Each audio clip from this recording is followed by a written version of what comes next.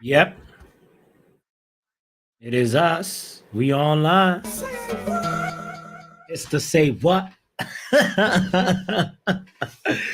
Big shout out to you, by the way. This is a late night stream settings, and that's why I had to put the sunglasses on because it's late at night. I know that sentence doesn't make sense, but it is what it is. We out here, and yeah, my name is botswanapapi. I'd like to welcome you to Football Power Hour. We're going to talk about a specific player that plays in the Premier League. He goes by the name of Reece James.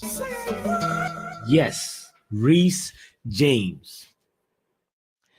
Chelsea player, right back.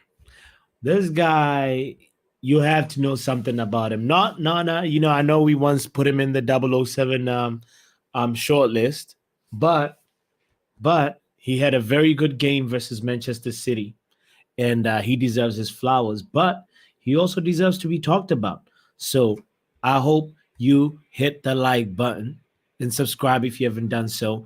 Let's talk about Reece James, the boy from Chelsea. Bruno Fernandes! It's Martial!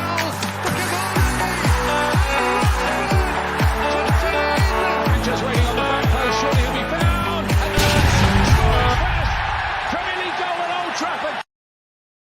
Now, first things first, if you don't know about Reece James, is that he is the current captain. He's the captain of the ship for the London Cowboys, right?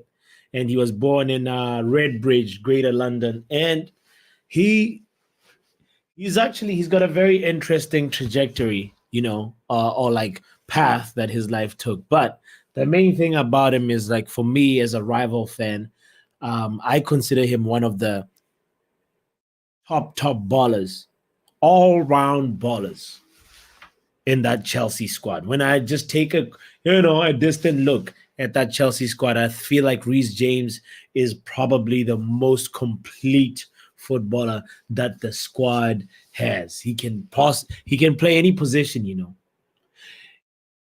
In Manchester United, I think we nearly tried to make our own Reece James, but we failed at it because we have Scott McTominay.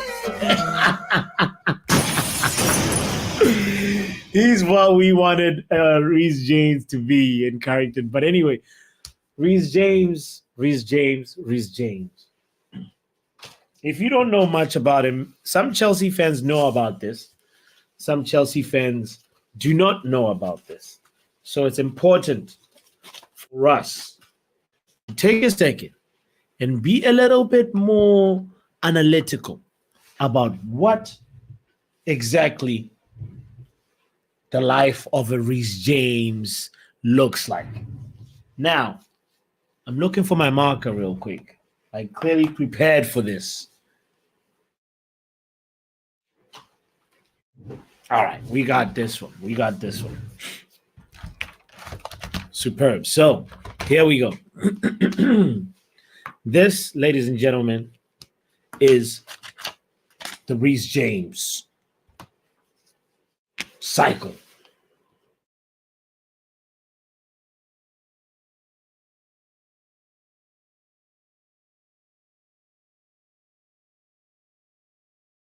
All right. As we said, he got back from injury, right?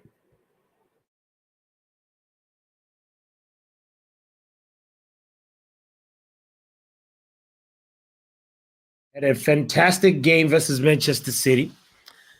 And then he gets an assist or two. He passed all the things, very impactful on the game. That's Reece James for you.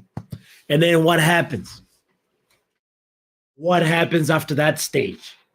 We have the very next phase of the Reece James cycle. We get the hashtag Reece James. Matter of fact, they'd be like hashtag James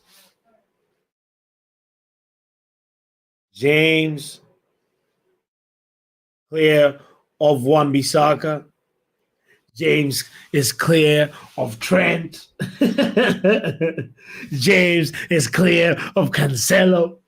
They keep going, you know. They keep going. They keep going, and they'll be like, Reece James is the best right back in the league. We've all heard that. It's just a stage, you know. Next thing that happens is guys start to matter of fact, let me now let's go blue. All right. Now guys start to post, you know, like Reece James compilation videos. We get to the compilation stage. This is the compilation phase right here. You get guys that actually this is not just even but just Chelsea fans. This is, if you don't know what I'm talking, if you think what I'm talking about is ridiculous or far-fetched, look at this. Let's look at Reece James, what he posted himself right after the Manchester City game.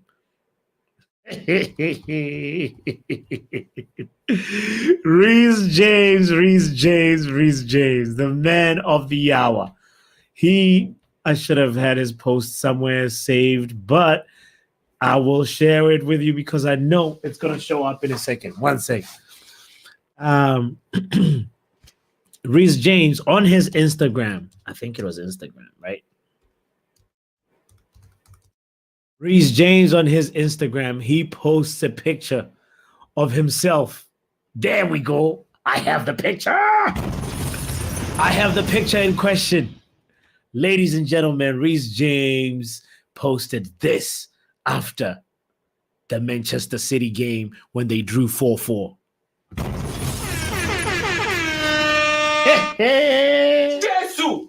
Jesus is Lord. This is a picture of the latest inmate, the latest one to enter the Reece James jail, the detention center.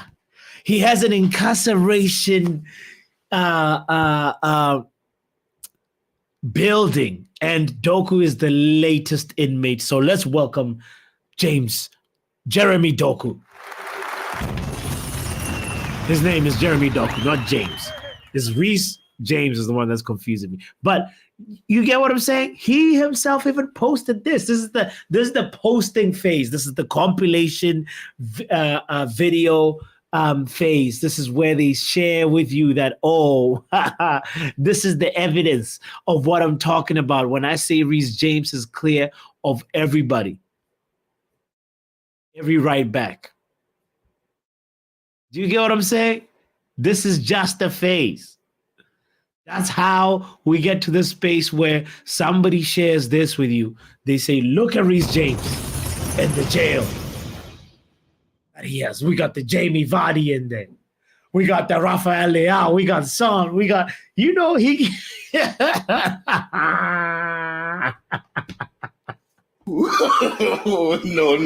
Chelsea friends control you, They'll be like, we got Leroy Sané in there. That's the Reece James jail.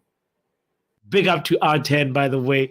Big up to Kenny Fan TV in the building. Says the Reece James injury cycle. Let's continue with it, right? This is the compilation phase. This is the for Reece James, the Instagram phase. Right? All right, we move on. Boom.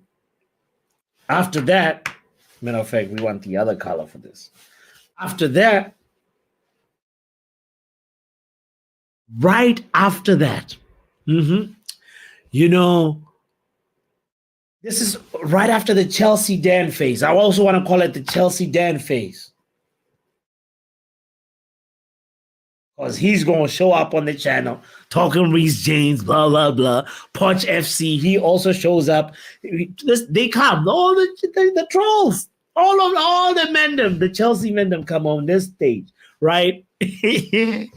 Right after that moment, it just takes a few weeks, X amount of weeks, and then Reece, when he's asked to play right back, he says, "Hold on, I'll be right back." And he gets injured. Boom. After he gets injured, don't worry, he's gonna come back, and we're gonna fall into the same cycle again. One more time. It keeps on repeating. You know? And ladies and gentlemen, there we have it. This is the Reece James cycle. And right now is where we at. Right here. We just entered this phase. I obviously do not wish injury on a man. I do not wish any injury on Reece James. Matter of fact, I just wish him to not play well when he's playing against Manchester United. When he's playing against Manchester City, I enjoy it.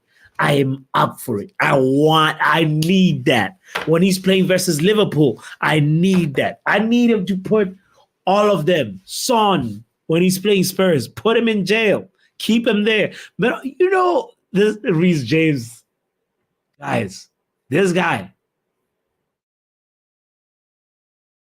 I actually have footage of him arresting somebody.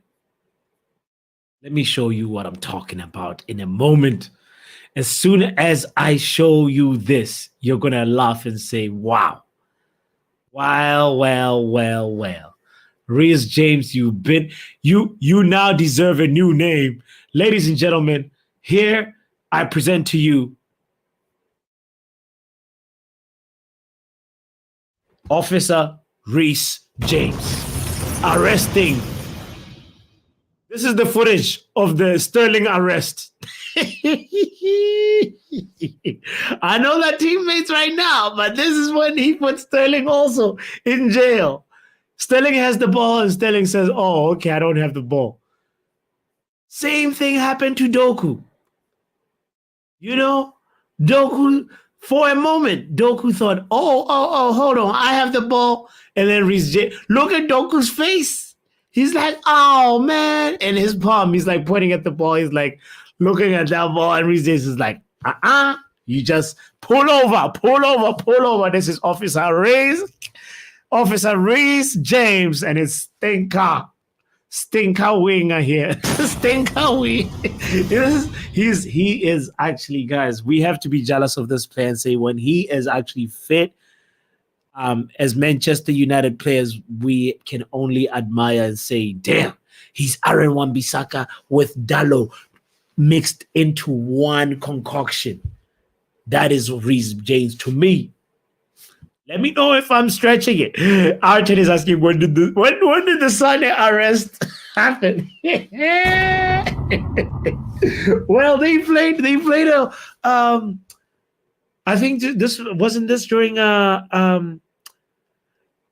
yes, there we go. There's a Chelsea fan in the building. He can definitely clarify. I feel like, was this during Frank Lampard's time when Reece James arrested Leroy Sané?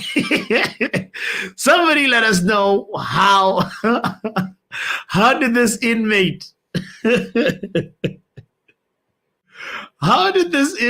end up in jail? Ladies and gentlemen, he is there to the left.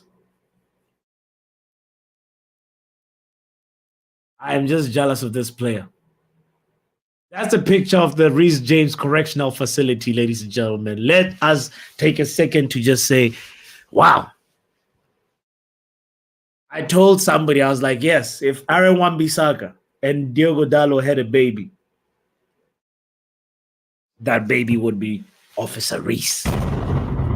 Kenny Fan TV says best right back in the league if he was fit consistently. That's really the main thing now. Like we saw the cycle. I do not wish an injury on anybody, but we have to open up the dossier as we're talking about this Reece James cycle and say, look at this. I'm sure every Chelsea fan knows about it. They've been frustrated about this, but since today's Reece James special, I just want to say back to 2019, He had a bruise that kept him out for 14 days. He had a knock that kept him out 7 days. Ankle injury, 14 days. Hamstring strain back in 2020. Oh my God. Guess what? His last 2 injuries, let's hope it's a different hamstring, fam. That's all I'm going to say. Anyway, muscle injury. Hamstring again in 2021. That kept him out.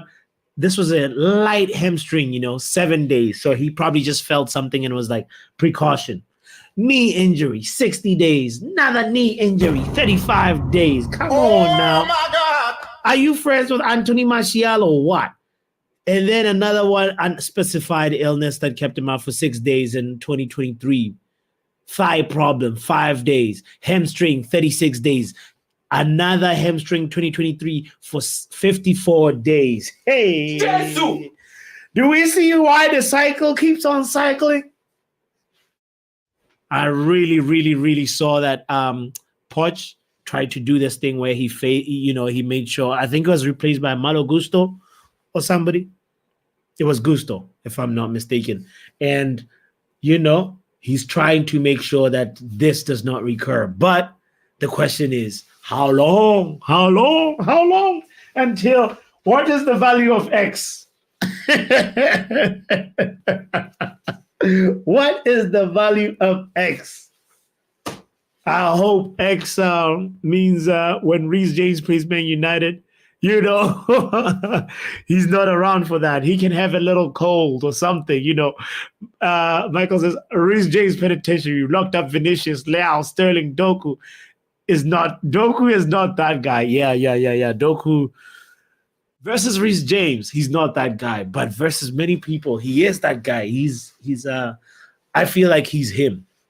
He was just a little bit worried about, just like Doku, if you gave Doku the Aaron Wan-Bissaka test, when Aaron Wan-Bissaka is back and fit and looking like, moving like Reece James, you definitely know for sure that Doku is going to fumble the test. Doku is going to just end up in the Aaron Wan-Bissaka penitentiary. The question is, which right back has the biggest jail? Is it Wan-Bissaka? Cancelo had a good jail, Cancelo had a very, very big jail, actually, when you think about it. Trent,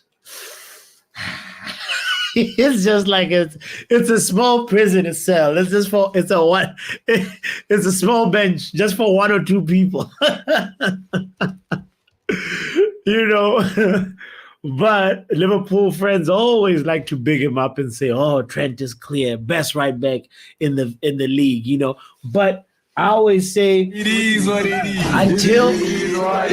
Until we have the right combination right back right now, which could either mean waiting for Wan-Bissaka to really season himself and really develop his attacking skills, we have to kind of, or for Dalot to somehow become like really good defensively, which evidence has shown lately, the last few weeks, that he's nowhere he's nowhere in that road at all. So I think we're going to need to sort of reinvest in that right back position and find a hybrid that is closer to Reece James, or kind of in that sort of realm where somebody can really, really be good positionally, defensively, and not fall asleep and cost us, and also be able to contribute and have that whip from deep, have that accurate crossing, not just crossing to a specific intended target.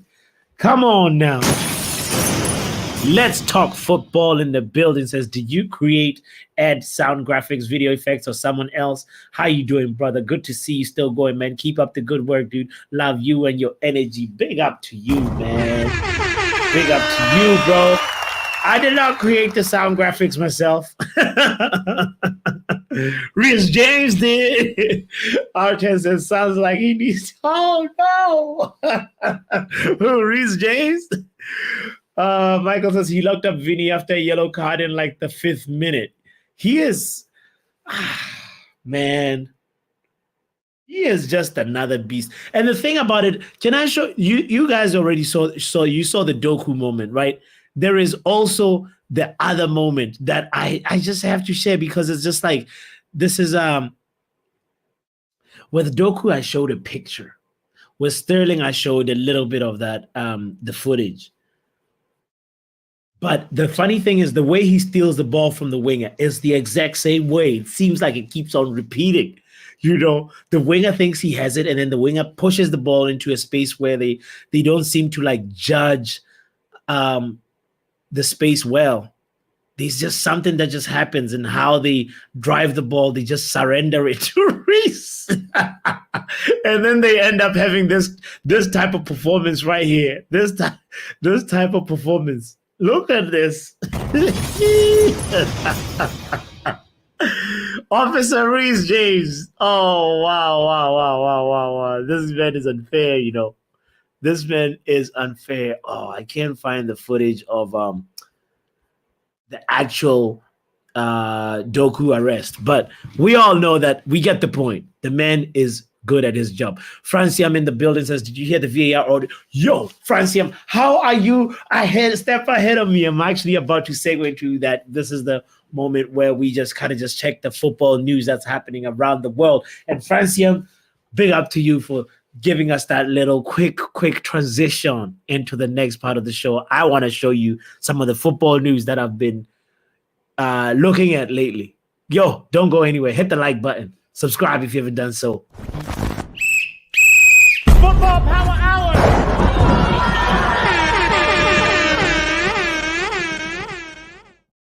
Okay. First things first. We have to talk about this audio. Yo. So I'm talking about the audio of when Manchester United was playing Fulham. Very, very early in the game, what happened is we had a long free kick from deep, and I believe it might have been Christian Eriksen delivering it. And what happened is the ball reached Scott McTominay on the far post, and then a VAR intervention happened. Now, there's usually the quiz, right? There's a question that's usually on the Friday happy hour quiz, by the way. It's how many personnel are in the VAR room. There's the VAR official, there's a VAR assistant, and the operator for the what do they call it? There's a technical term for it, but it's the person who's like actually operating, drawing the lines, hitting play, and going back to like, you know, the previous frame or going back to the next frame. But right now, we're about to hear some footage, a snippet of the footage from the VAR audio conversation between the officials when Scott McTominay's goal was disallowed. Hey. Jesus! Brace. Jesus is Lord! Brace yourselves, because right now, Manchester United was about to secure this, you know. Listen to this right here. Listen to this. That's fine. I'm happy with one line. You can just lock one line in. Okay, sure. I'm comfortable. Garnacho is clearly. They lock one line in. It's like, I'm comfortable. Garnacho is good. This is the VAR official talking, right? And then they ask for the next frame. All right, keep going. With one line, and you can play it through. Now, the is a voice. You heard a yeah. That's I hope you can hear this audio, by the way. Otherwise, this is futile. But what? The audio is out, Arteta. I hope you can hear it. Let's Talk Football said, I'll take a consistently fit James all day. Bro, please. Let's see if he can get fit, though.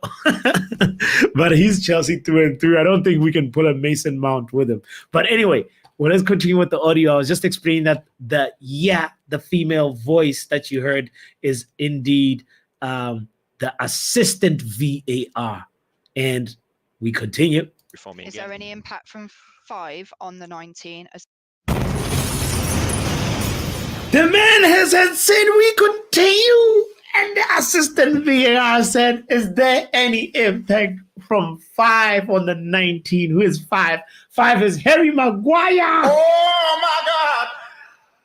He actually, you know, if this moment, I mean, she's just doing her job. It's the first time, I believe, if I'm not mistaken, that a lady is part of the VAR team, and they need to be more of that. There needs to be more of, because at the end of the day, we know there'll be some thorough, meticulous checking. There'll be no, oh, we forgot to draw the lines, because that was a legitimate excuse from last season. And I'm sure the way VAR is moving, the way VAR is the next,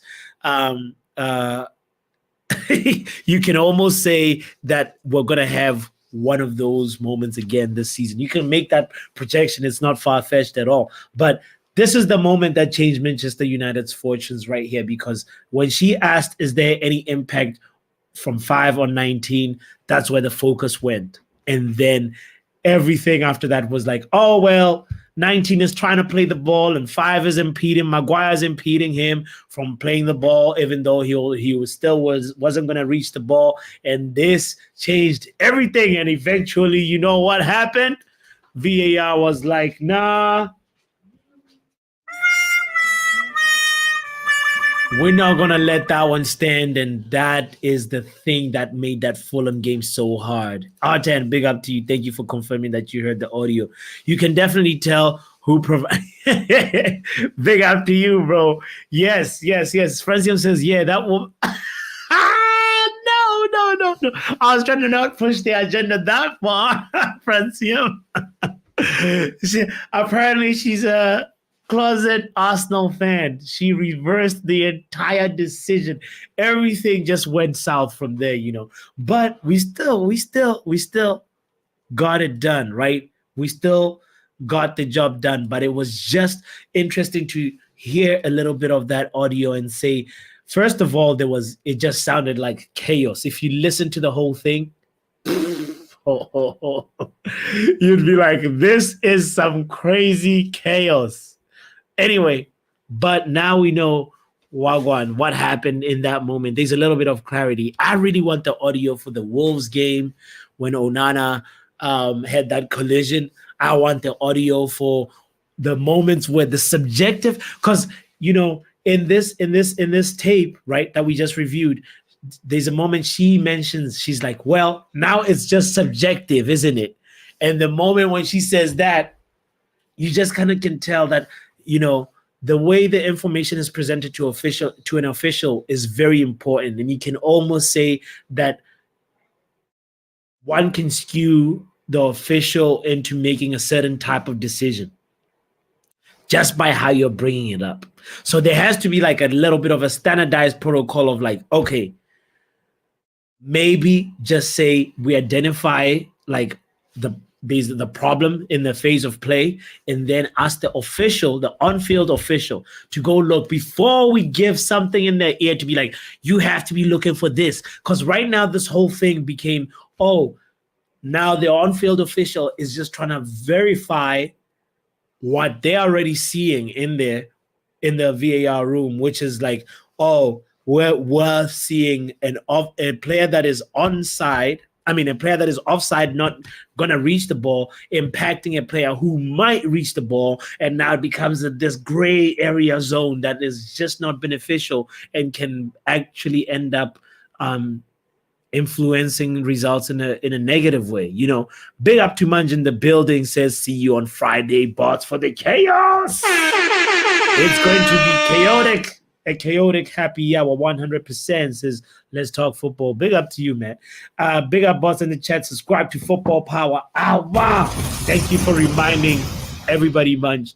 Don't forget to hit the like button. Don't forget to subscribe. We are now in the part of the show where we're just chilling, just scrolling through some football news today. Let me go ahead onto the next one and see. Oh, my goodness.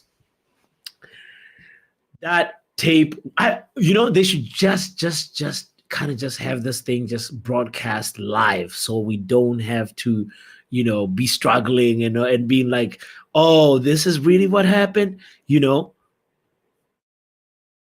right, let's see what's going on in the Twitter streets again. Oh, why? Apparently, Eden Hazard and Juan Mata only ever played one entire season together. They delivered 91 goal contributions in that season. Jesus! Jesus is Lord. 91. Wow. The duo that we never really saw, Juan Mata and Eden Hazard, or we never saw enough of. Kylian Mbappe has become the first player to win 10 League Player of the Month awards. Kylian is not a very tough award to win. I bet look at his face. He's not even impressed himself. 2 more to go, and then he can become like the first player to win like a whole. he can put those awards together and make a whole year, you know. By the way, if you're ever wondering, we saw a big rise in red cards this season. So far this season, we've had 14 in the Premier League, and this is actually almost double where we were last season this time. So we are sure there's going to be a big number of red cards. But look at that. The most red cards, though, have been brandished in La Liga. I wonder, is it because Barcelona played a lot more teams or what? Barcelona, we know they got issues with the referees and the scandals. Oh, my goodness. Bundesliga has 10 red cards. Ligue A, 9 red cards, and Serie A is the most disciplined right now. Wow. Look at that. Tweets coming out saying England say Marcus Rashford will meet up with the England squad later this week due to personal matters. But something is definitely up with Rashford, you know. These personal matters. What is going on? Yep, the language matters. R10 language is everything, you know. Jarvis says, what the heck, man, doing a stream in the middle of the night? Love it. It's a late night stream, Jarvis. We're just chilling, you know. I was like, let's look at some football news together and also talk about the Reece James cycle. You have to check that part out, Jarvis. I know you just pulled up right now, but big up to you, my man. Yeah, something's up with Marcus Rashford. We can see, what is this? What is this? You know, meeting up later with the England squad, personal matters. We can tell this guy is not really in the right space of mind at Manchester United, you know. Arten is asking, did Real Madrid pull out of the Mbappe deal? Apparently so, you know. Apparently that's the truth. That's what's happening right now. Real Madrid seems to have moved on from Kylian Mbappe. They're kind of just looking to build with Vinicius and Rodrigo and possibly get a different striker to replace Joselu, but it's not going to be Mbappe, which is so surprising because Mbappe has been waiting. Mbappe has been waiting all this time. Kenny says Mbappe is free next season. Oh, side eye. Let me do the side eye. You know, Sergio is coming in. Mbappe is free next season. Can somebody do some? Jarvis says, yo, this is the problem with VAR. Fans expect VAR to be consistently unbiased every time it's used, while referees view it as a tool to apply their interpretation of the rules. Jarvis, it stands for video assistant referee, not video referee. You know what I'm saying? It's like, man, it's supposed to be clarified. For now, for me, this is the thing. There'll always be subjective and objective calls in a football game. But with the technology at hand, we should be able to minimize the subjective ones and make it more objective. That's why we should just go straight to semi-automated refereeing that we saw in Qatar. Like what's stopping us from doing that in the Premier League? They want to create a fiasco where managers are coming out and saying it's a disgrace and it's an embarrassment. I feel sick. Oh, Johnny says this creates a mismatch between fan expectation and how the lawmakers perceive VAR. You know, there needs to be a proper bridge of like how these guys look at VAR, because I feel like we are onto something about the mismatch of expectations.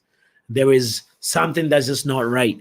And then from there, like, my thing too is just like sometimes we've seen moments where we I don't know if you guys heard the tape of that that game where they continued.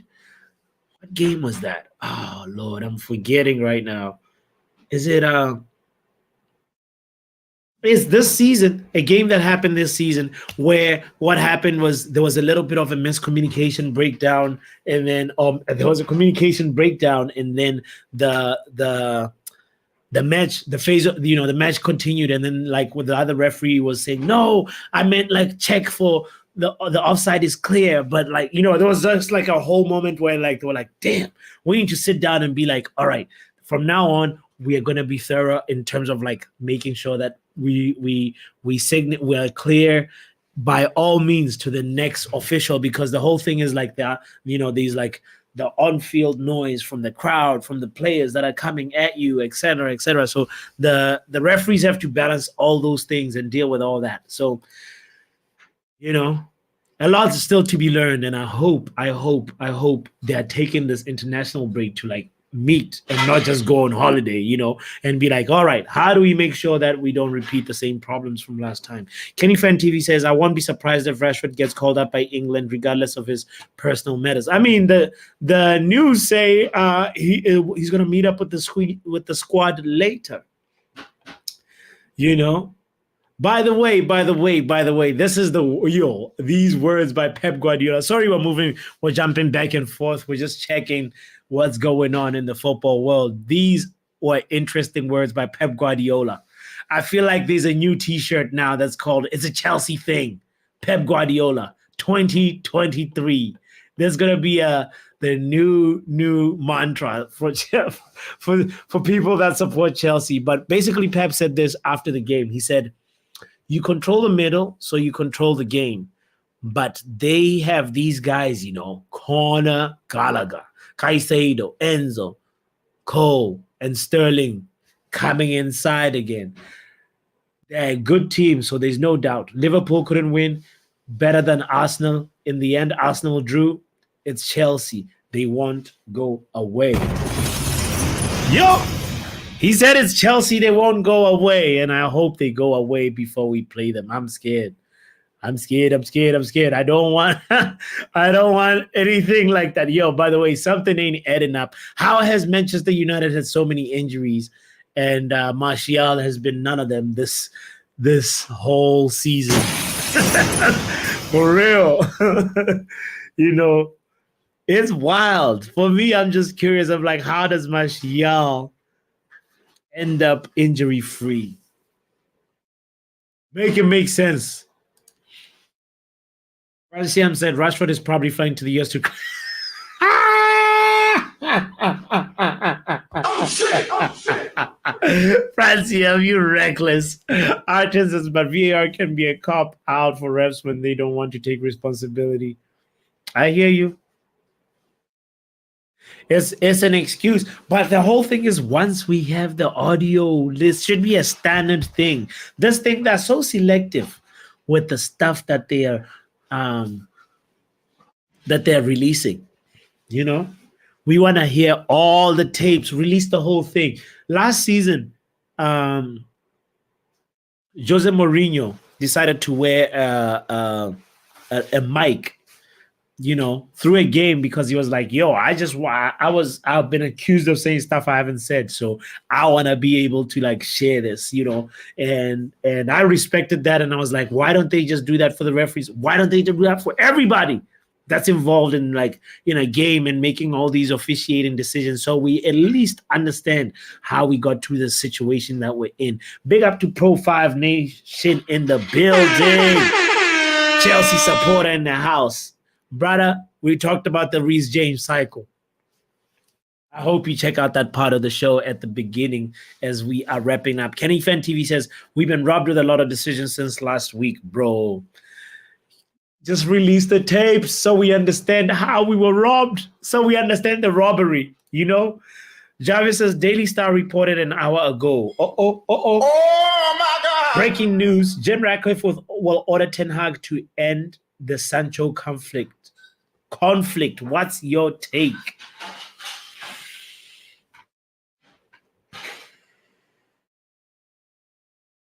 If that's true, Jarvis, if that's true from the Daily Star, I'll look at Jim Ratcliffe and say, first of all, it feels like it would be undermining Ten Hag's authority that he's already accumulated. One, but if that's how hands-on he's going to be with the coaches and with the managers, and from moving forward, I'm actually up for it. I'm not. It doesn't like when it comes to conflict resolution, because I'm seeing let me tell you why I'm saying this, Jarvis. The pattern that I'm seeing is Ten Hag likes to, I think we had this conversation, push you out so you can push yourself back in. That's one of his strategies. It's not his only strategy.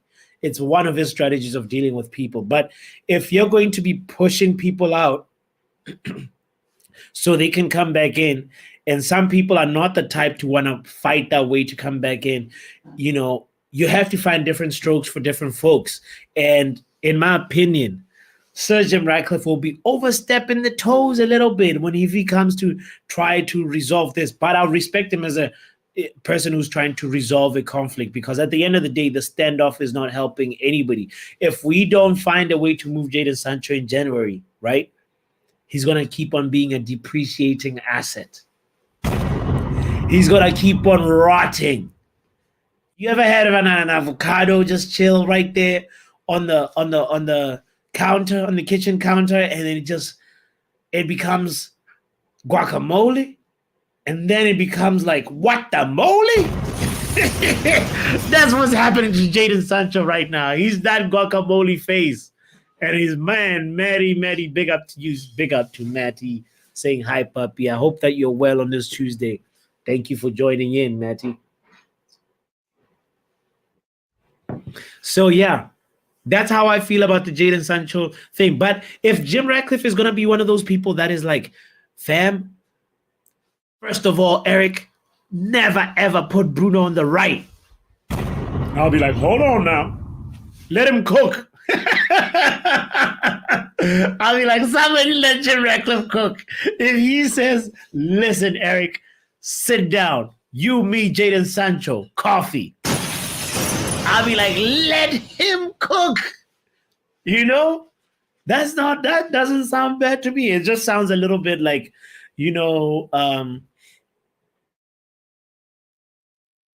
somebody who's overstepping a little bit.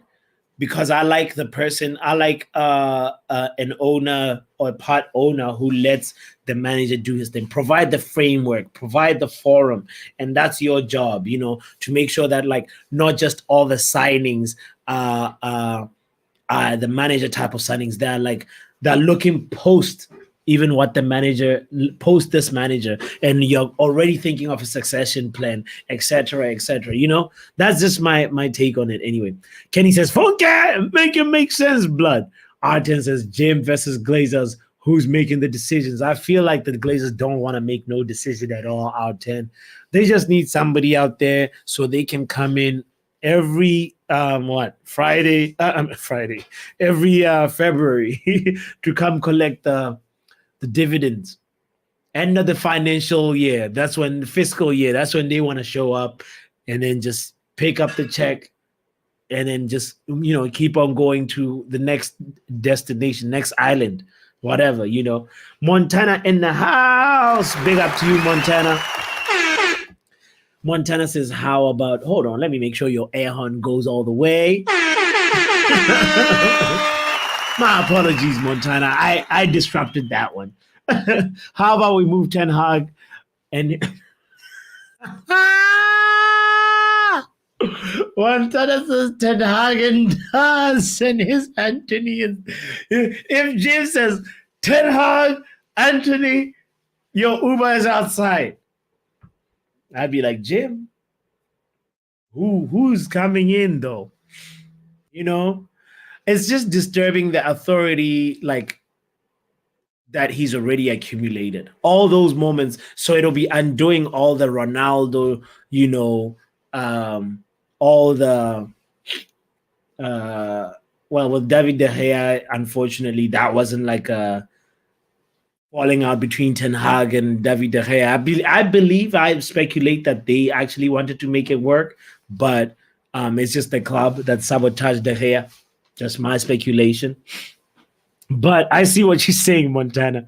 I would have another type of respect for Sir Jim Ratcliffe if he came in and had those kind of very, very, very stern orders, Montana says he's just beefing with the whole squad. You could make a case that Varane, Casemiro, as we've mentioned, Ronaldo, De Gea. You could also include, because all we're doing is speculating, especially about how it all turned out. There is a pattern. There is a habit that Ten Hag has. Definitely, that seems very much like, isolation is a way to deal with some people, being cold, even Cristiano Ronaldo kept on saying stuff like what he tells you in the media is very different from what he tells you as a player in private. So, we all know that's a Ten Hag trait. Somebody told us while he was on his way out and he had nothing to lose but just like, truth bombs to drop. We need to ship Bruno out. 2 says Montana. Montana wants Bruno out, Ten Hag out, Antony out. Montana wants to tear up the whole thing. Rightfully so, bro. Rightfully so. R10 says if that happens, the club is surely gone. Eriktenhag was also brought in to change the culture. That is precisely what I'm trying to saying. The point that I'm trying to make, saying that authority that he's accumulated. He's trying to establish a culture, trying to establish a certain power hierarchy and ecosystem, and that's going to just disrupt everything, Jarvis says, speaking of Sancho, would you take the rumored swap deal with all day? All day! All day! Yes!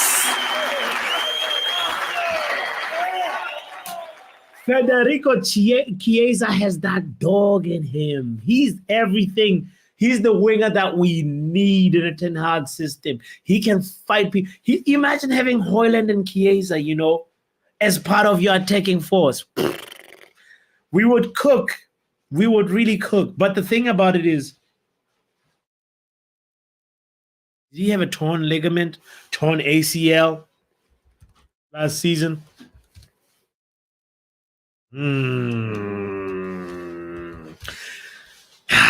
Cruciate ligament tear, Jarvis, that kept him out for 269 days. Oh my God! 269 days, Jarvis. It's not looking good, bruv.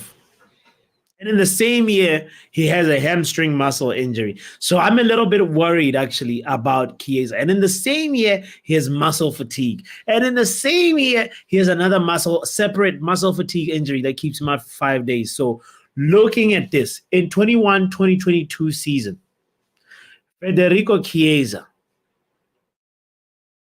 has missed about 308 days. I might just leave it right there with Federico Chiesa and say, come on. Make it make sense, blood. Yeah, that kind of injury record is a little worrying. But as you're jumping the gun, Jarvis saying Victor Boniface is good. That's the other person that I was about to talk about and saying, yo, there's a new gem, a new kid in the block, new bloke in town called Victor Boniface, Nigerian brother. Guys, he is cooking. We need to be looking at him. Montana says, honestly, he lost me after this. Montana is done. Montana is done with eriktenhag. Yo. Montana, how can I put this to you? I'm just going to call for a little bit of patience. Yes, the 7-0 was embarrassing. How about this? I'm sweating about that game because I believe this fixture is December 17th, if I'm not mistaken. When we face Liverpool, that is when we really know how much we've progressed or regressed. I know injury crisis, etc., I think, but we have to also consider the fact that we played this team and we capitulated. And if we capitulate again, then serious questions have to be asked, saying, well, what about next season, fam? Make it make sense, blood. You know what I mean? But for now, I honestly just want to say the first part of the season, we have to acknowledge the fact that the injuries we experienced were unprecedented. And especially it was one area that was infected the most, the center back area. So how can you build consistency with that? You know? By the way, what is this? Jules Koundé, fashion football. Jadon Sancho was the last Man United forward to score at Old Trafford in the Premier League. He scored in the final game of last season versus Fulham. Oh, wow. This is wild. Players with the most Premier League medals. Look at that Man United players, legends that we have with the most medals. And Ryan Giggs is at the top of the list, followed by Paul Scholes. I actually had forgotten that Paul Scholes played a little. Like, I thought Gary Neville played longer. But it seems like Scholes was there a little bit longer than Gary. Dennis Irwin was 7. Roy Keane was 6. Ole was 6. Man United legends. Big squad, big team. Manchester United hated, adored, and never ignored, especially by the media. Anyway. Oh, rest in peace, Sir Bobby Charlton. We're still saying rest in peace. It's the week where we laid Sir Bobby Charlton to rest. And gotta pay some respects, you know. Legendary, man. And for me, as I said in that tribute, by the way, was the fact that for me, I admire the person that he was off the pitch. That says a lot. If you can be that good and be so good, you know, that you could easily be a snob, you know, be like, I'm that good. I don't need to be nice to other people. Big up to Sir Bobby Charlton for that. The last person I want to talk about tonight is this guy. One of my favorite players. You know, I know Messi and Ronaldo are like, you know, have been leading the charts the last 15, 20 years. But for me, there's also another player that, especially in La Liga, that was killing it at about the same, you know, time, especially under Zidane. I really admired this guy. And I was wondering about his career, but he has been shining. Big up to Isco, man. He has created more chances. No one in Europe's top 5 leagues has created more chances than Isco. He's been racking up men of the match for his team, and he is shining. So I like to say big shout out to Isco, as much as I want to say big shout out to you, Munch, and see what question Munch says real quick. Oh, Lord. Munch has a lot to say about Sancho, you know. Victor Boniface used to play in Norway. Thank you for mentioning that, Jarvis. Archen says, doesn't matter. Sancho is that attitude. So, Francis says, well, cooking cornflakes under eriktenhag. One goal from all our forwards combined. Come on. Tell what Leon said. Trust the process. My thought was eriktenhag, them forwards. I'm not understanding that process, says Francium.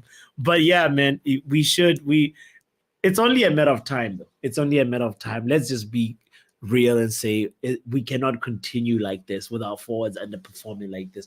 All I'm just going to say is play Anthony Glassman Martial for a few games, 2 games. Watch him score versus Everton. or versus Galatasaray. We definitely need him to score versus Galatasaray. So and then it'll just gonna unlock the floodgates. It'll be like the goals galore coming in. You heard it here first, Francium. I promise. Ten Hag's season is on the balance right now, and it's on hanging by a thread, and he knows it. And he definitely will do everything to keep the momentum going. And I it's just a matter of time. Man says, question. United play Everton, Newcastle, and Chelsea in the league in the next 3. How many points do you genuinely think they will pick up? You heard it here first, ladies and gentlemen. Manchester United, after playing Everton, Newcastle, and Chelsea, they are going to pick up 6 points minimum.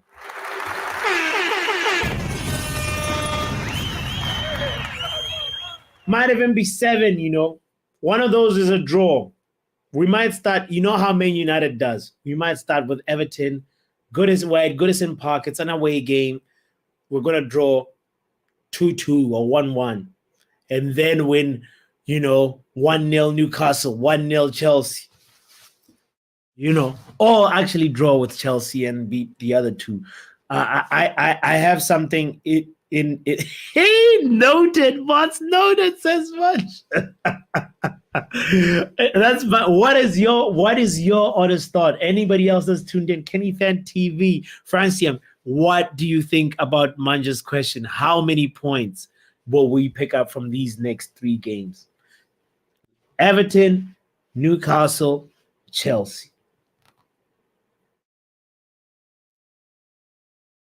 It's a very, very good question, Because it's like looking at us right now and being like, yo,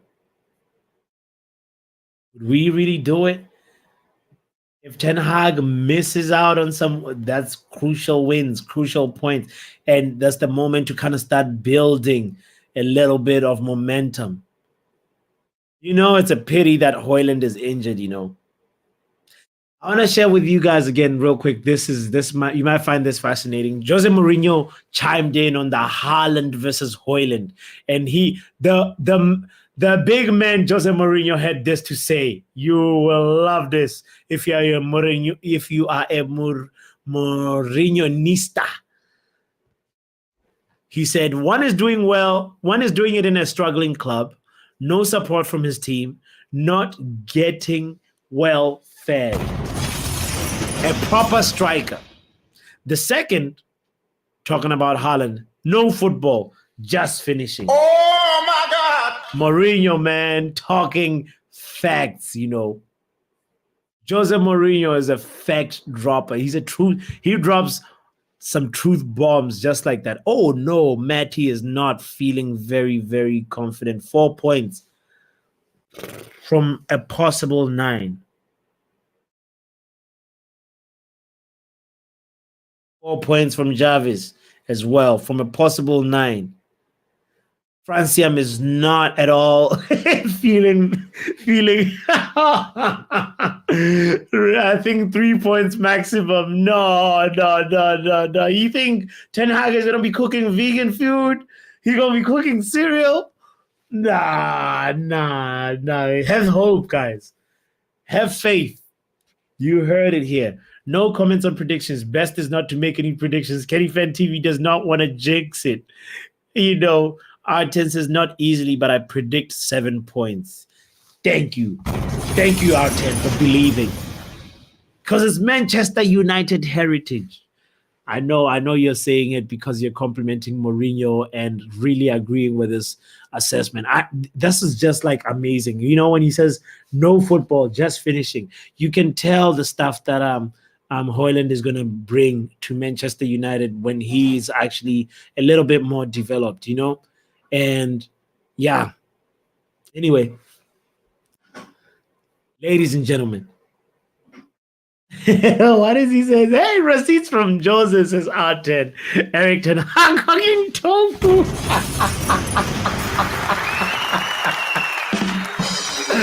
Francia, that's the funniest comment of the day.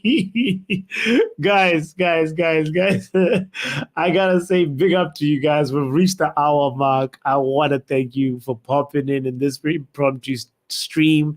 And Manj, big up to you for contributing as well. That dope question. That was a really, really good question. And I strongly believe, like R10, it's going to be 7 points minimum. You heard it here first. Shout out to Jarvis as well. Shout out to Francium. Shout out to you, Michael, Montana. And also, let's talk football. Long time no see, my friend. Hope all is well. One more time, Ruari. Also, it's been a while. You know. Oh, yeah. Ruari says, I like the late show, bro. It's for us, the 8 to 5 gag. You know? Hey, man, maybe we'll do more late night shows. You know what? We'll keep this thing going. I like it too, you know? I like it too. It's spontaneous, but I'll give you guys more notice next time so that we actually even interact more. So big up to y'all. I appreciate it so much. Tomorrow, we will be here, Wednesday. And I will remind you one more time. This is the Reece James cycle. He gets back from injury. You know, we get the hashtag Reece James is better than Wan-Bissaka, Trent, and all the right backs in the league. And then we get the compilation phase and the Instagram posts and the Chelsea dance and the Poch FC coming on the stream, trolling us. And then it happens. And then we started again. Maybe Chelsea just need to get a better right back. You know what? But us Manchester United fans, we just say, man, this is like kind of good.